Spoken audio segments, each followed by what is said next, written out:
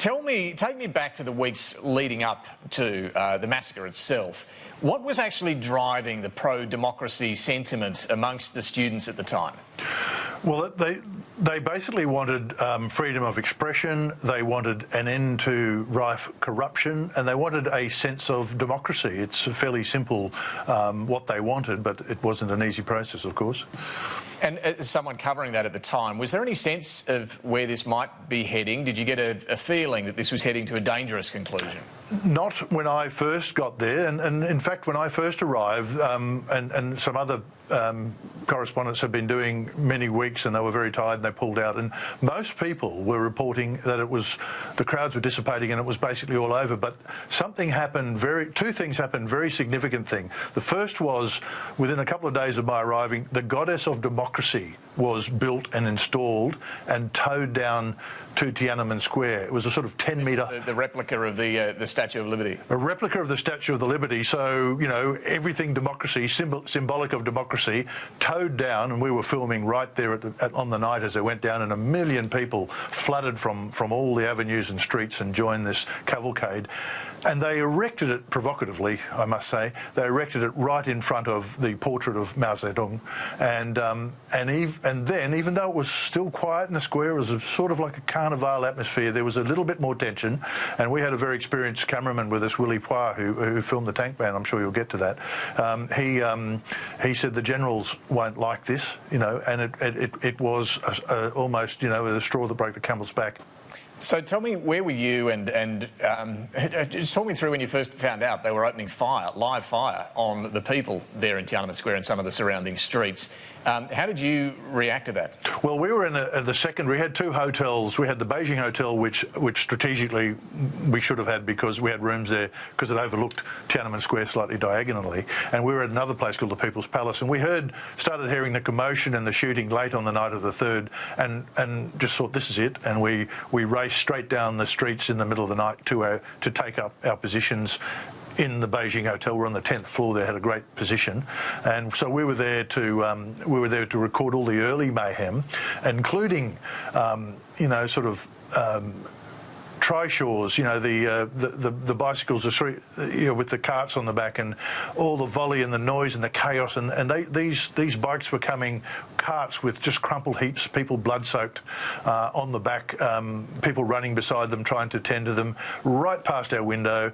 There's an ambulance parked right in front of our window, and they were manhandling either bodies or people dying or wounded into that right in front of us. So that was our position, you know, throughout the next day or so. Sebastian, one of the cameramen, Sebastian Poir, and I tried to get some of the early footage back to the other hotel to obviously get it pigeoned over to Hong Kong so we could tell the world what was happening. And we went out, but at the same time we went out, there was a convoy of a column of tanks and APCs just came along, and they were just spraying machine gun fire indiscriminately as they drove along, and it was obviously a very alarming situation. So we raced back to the hotel and tried to get in, but at the door there were these white-shirted special branch police. They wouldn't let us in.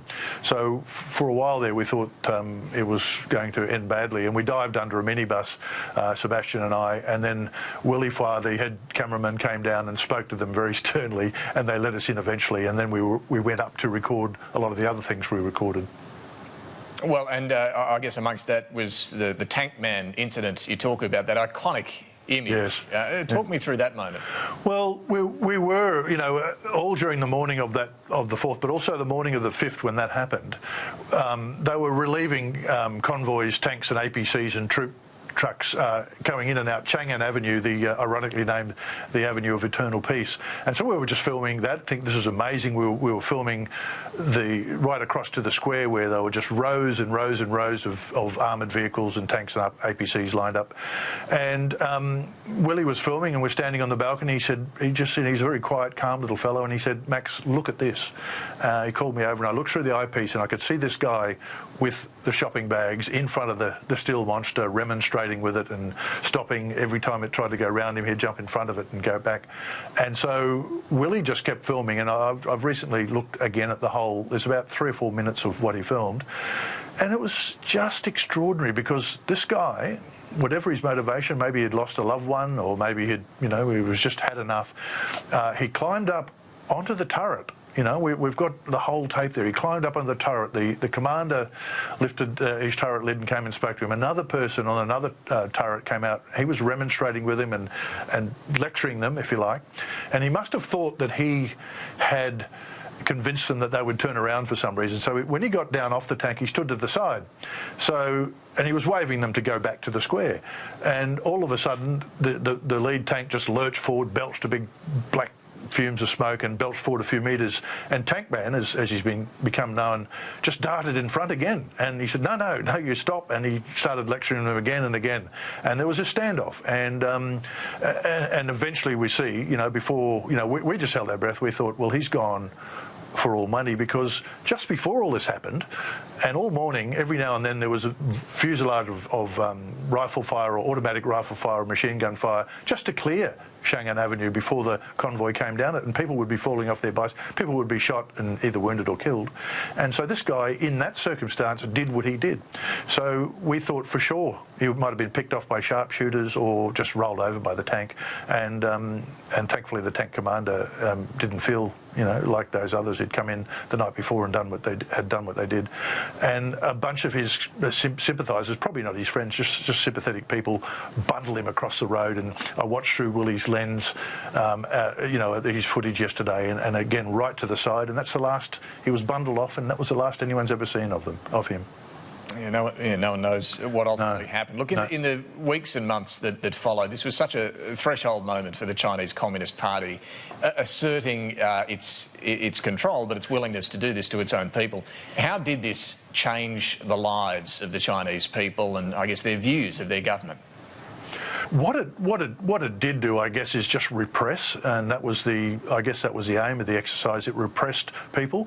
It's interesting in this Four Corners episode tonight. They've talked to various of the student leaders, including the first and second most wanted student leaders, and the fifth most wanted. So three of them, and one of them says that one of the people involved in the protest and on that night says we were never allowed to grieve. We weren't allowed to shed a tear or say a prayer or light a candle in public, and we haven't been able to talk about it. So I guess in the short term, and everything's short term, I mean, China, this is 30 years is a speck in history, and I think there's an undercurrent of feeling resentment and resistance, and I think that social media and technology means that more and more Chinese people are hearing about it over the last 10 years or so, and I think there will be a reckoning in some way, shape or form in